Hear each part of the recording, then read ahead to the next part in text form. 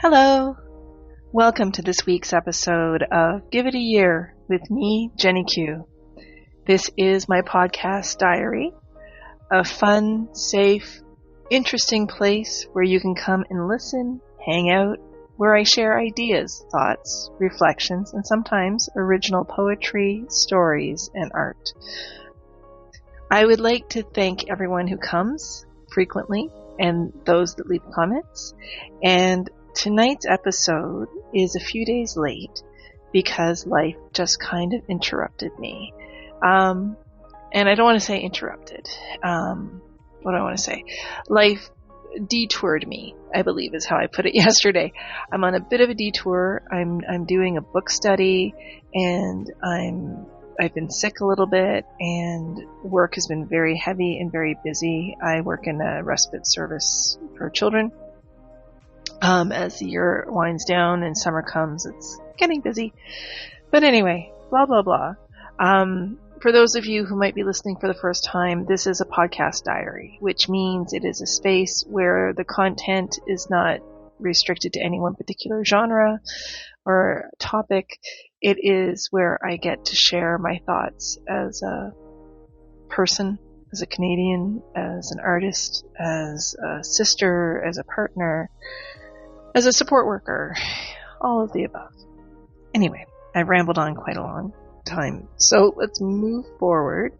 Today's episode is called, before I move forward, I do have my 4 podcast promises, which are in the description. And I just want to say that I do this podcast partly to live by example. And so I'm very proud to say that despite being a few days late, 2 days, not that long, 2 days late, I'm still here, I'm committed, and I'm showing up. And really, what more can you ask in life, right? And that kind of touches on the topic of tonight's episode. And the title of this week's episode is Let Me Tell You. And the inspiration for a lot of what I'm going to share tonight has to do with the book study I'm doing right now with a group. And just some sort of clarifications, epiphanies, and aha moments that I've been living. But I feel like if I share them, maybe other people who understand living the hurdles, how maybe shifting things might change things a little bit. So first, let me just slip out the music out behind us here. And let me get back to this. As I say every week, and I'm going to keep up with tradition, I'm going to try and not make this too long because there's a lot in here, and if I give you too much, then you might not think of anything I've shared. Okay, so the title, Let Me Tell You. So what that's in reference to, and you can tell by the image because I have this person with a megaphone with a lot of mini versions of that person, and what that is in reference to is I personally, for a large part of my life, have struggled with self-image, shame, insecurities, anxieties, and that sort of thing. So if you've ever experienced any of those things, this might be a good episode for you to listen in on. And so I am someone who is determined to always make myself better. I like to learn. I like to grow. And so I'm constantly doing different things, reading different books, trying different programs. I've done several self-help programs. I've taken up boxing, I did kickboxing, and I've joined a new gym. I'm constantly trying to do new things because I have this perceived idea that I need to do more. I struggle with the idea that I am not enough. And I'm going to say I have definitely released a large proportion of that belief through this book study. And the reason is each chapter builds on the previous. But there's 2 key things I want to share today and that I want to record on my podcast, and hopefully someone somewhere someday will hear it, and hopefully it will help them. So let me tell you. Let me tell you is in reference to the idea that Our self-value, our self-worth, and our self-image comes from the outside world. And so when I say that, I'm talking about those perceived authorities in the world who educate us. And I'm doing air quotes. You can't see it because it's only voice, but I'm air quoting, authorities who educate us. And it's everything from schools to churches to even your own family to teachers, as well as, and this is kind of the one I get tripped up on a lot of times, is social media. These are the people who are perceived authorities on you. And the thing is, we get sucked into it because that's what we're taught. So we believe it.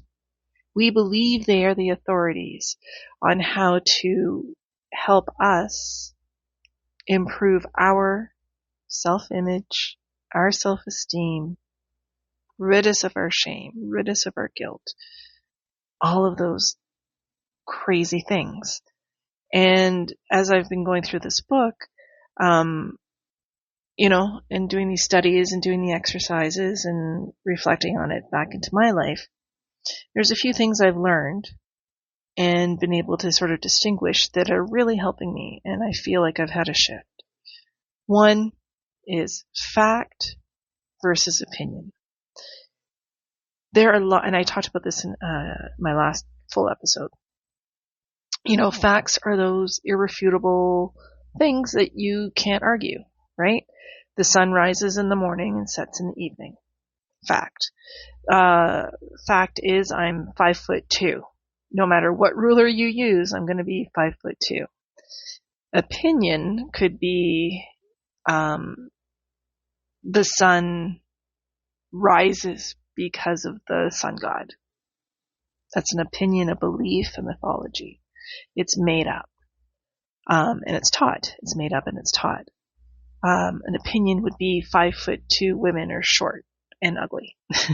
5'2" women are not desirable. 5'2" women are weak. 5'2" women, I don't know, are stocky. Like whatever it is, there's always an opinion. And sometimes those opinions, unfortunately, if we don't feel secure in ourselves, we take on as truths. So we take them on as fact. We accept them. Like,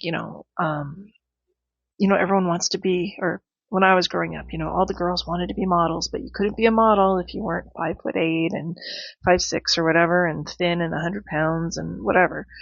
So that taught me the perceived beauty is this kind of person. And because I was 5'2", I was less than. And it wasn't outright told to me, but it was taught, right? So fact and opinion, there is a difference. And once you can look at something or listen to someone and say, hey, I don't think that's a fact. I think that's your opinion. And then they burst back at you and they say, let me tell you, it's the fact. It's the truth. It is the truth that,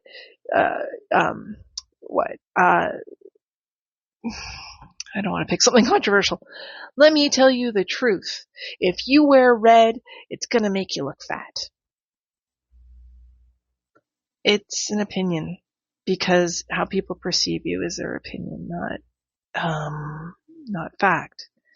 Now, wearing red might make you stand out in a crowd of people wearing black shirts. That's a fact. But it's, anyway, blah, blah, blah. I'm rambling on too long about this part. But, so the next part of this that I wanted to share is that there is a difference, and this is what we studied in the chapter today. Limits versus desires. And this will connect back to everything. It occurred to me today when I was reading and studying that limitations are things that are put upon us. They are external. They are the things that we are told need to be fixed, that are wrong with us, that we want to aim to be, that we should achieve, that are the goals that are worth having. It's things like, What's a good example? Limitations. Only skinny girls can wear bikinis. There's a good one. I'm focusing on body stuff because that's something I struggle with quite a bit. A lot less now, but and it's also something I feel like a lot of people can relate to. So, someone might try and tell you that the limit is if you're a certain weight, you can't wear a bikini or even a bathing suit. You shouldn't even be on the beach. That limitation is being put upon you, and if you accept it, it will make you feel unhappy and ugly and insecure and unwanted and unworthy and all of those awful things. Desires, on the other hand, are those things that come from within. They are driven by who you are and what you want. And what I've realized is I'm also building a relationship with God. And what I've realized is those are like seeds that have been planted. And they're from God or nature or universe, whatever you believe. But they're within you, and you can't discard them. They're part of you. When you find someone, and no matter what they do, they love to tap the table or move their feet or whatever, they're a drummer or they're a musician. You know what I mean? Like, you meet someone who loves music, and no matter what they do, music is involved. You might meet someone and they're always very poetic and prolific and have lots to say, and those kind of things. Then they're a writer. They have a need to express themselves. You might meet someone who loves to cook. That's their desire. That's what they love. That's what they need to do. The trouble is, and what I'm beginning to realize, is that the people who put limits on you are the ones who are trying to say, in order to fix yourself and fit in, I can help you, and you need to do A, B, and C. If you want to fit in and you want to, the goal is you want to have a successful business and you're going to judge that success based on money, I can help you. I can 10 times your income. I can do this. I can do that. Right? The desires get hidden and smothered by fear and insecurity and judgment and all those things. And the trouble is, people who feel that insecurity, like I do, and I used to a lot more than I do now. I've released a lot. Insecurity and fear and self-judgment and all, not feeling worthy. We seek outside. We seek others. We seek counselors. We seek gurus. We seek authors and books. We seek YouTube, and we seek Instagram, and we seek all those people. This is going to bring me back to social media. We perceive that those people are the experts, and if we do what they say and how they guide us, that it will solve everything. But it won't. Because the fear is from inside. Shame is from inside.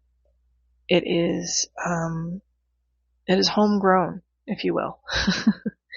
And the only way to get rid of it is to confront it and then go within and talk to yourself. It's funny. You go to everyone else for an opinion because you perceive them as an authority, and they're going to tell you what works for them. And they're not necessarily going to say it that way because they are maybe trying to build a business around it, right? So they'll be like, hey, now I'm not saying people don't have valuable input and there aren't teachers and there aren't those things. But I think in our world today, especially with social media, there's too much reliance on seeking help from outside, and there's not enough balance of looking inside. Because what I figured out today is a lot of my desires, I don't think fit in with what I perceive will be received well from others. And that makes me nervous and scared that what I want to do won't be successful. And if I'm not successful, then bad things will happen. And then my fear kicks in and it's crazy. Anyway, I'm sort of rambling. I hope this all does make sense in the end. But, okay, let me ground it by saying, coming back to, let me tell you, There are a lot of people in this world trying to tell you what you want or what you should want. There's a lot of people, especially on social media, who are using fear and insecurity as the platform to set themselves up as an authority and an expert to get you to ask them and employ them to help you with something you can do on your own, and you should do on your own, because you have to sit with yourself and figure it out, right? Judgment is, outside input. Judgment is comparison. Judgment is not healthy, it's toxic. And judgment is the same as a limitation. When someone judges you, including yourself, judging yourself, you are setting limitations. Now, if you're judging yourself, where are those limitations coming from? Who taught you those limitations? Who taught you that you couldn't wear a bathing suit on the beach? Who taught you that you couldn't be a model at 5'2"? Who taught you? It's maybe a challenge, and maybe there's something going on that there is a restriction, and maybe you don't actually want to be a model. Maybe you just want to feel beautiful. Maybe you just want to wear clothes and not worry about being judged for it. I mean, this can get dicey into opinions and stuff, but ultimately, judgment, including self-judgment, as I was saying, comes from external inputs from other people telling you what is right and what is wrong and what you want and what you should want. And those external forces include, like I said, school and church and your parents and your brothers and your sisters and your cousins and your uncles and your aunts, your boyfriends, your husbands, your wives, your sisters. It's everybody. And the thing is, that's what makes life complicated. And I'm learning that if you can just maybe cover your ears, take a moment, and maybe sit with yourself and or God, if you believe in God or universe, who is your creator, who helped create who you are, and just sit and listen. I don't have the answers by any means, and I am not in a place to be an authority on anything. What I'm doing today is I'm just trying to share with you ideas I've picked up in this book study, and hopefully maybe they catch your ear, and then you go, oh, that's interesting. Maybe I should listen to myself more than I listen to that influencer. And so I just want to put a little jab out there to social media and influencing, is that on social media, if there's an account that catches your attention, they could be good at what they do, but the first thing they're really good at is social media. So if you're watching someone who is doing something fitness-based, and they may not have years of training, or they may not actually be a coach or actually done any factual studies on stuff like how the muscles work and how to take care of them and all that, you might want to just double check that you're not being sold because they're good at social media and not actually good at what they're trying to teach you or get you to buy into or whatever. Anyway, as I look at the time, I can't believe it's already almost 20 minutes. So I'm going to, let me just make sure, check. I did have notes. Let me see if I've got everything. No, I think I'm good. I'm going to bring back the music like I always do. There it is. And I'm just going to go with the question. This week's question for you guys. When is the last time? Okay, before I ask the question, I just want to summarize by suggesting that the only person who can help you with your self-image, with your self-worth, with releasing your shame or releasing your guilt is you. You have to sit with yourself and figure out where you got the opinion that you have something to be ashamed of, that you're not worthy, that you need to be insecure and afraid. And sit with yourself. And when you have those questions, continue to hang out with yourself and find out what you're worth and why you're valuable and what you want and what feeds your soul. Not to sound artsy, but what feeds your soul, you know? Anyway, I'm going to leave you with a question. And here's the question based on everything I just shared.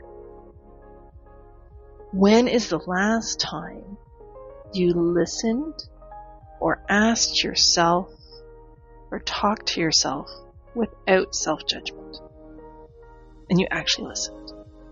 That's the question. And for me, it's been recently because I've been doing this book study, but prior to that, it had been a long time.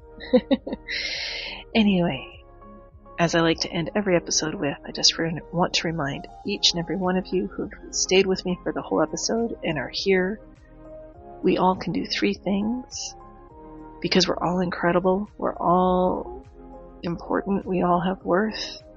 And when we do these 3 things, it makes our immediate environment better inside of us, but it will impact anyone in our circle and who comes in contact with us.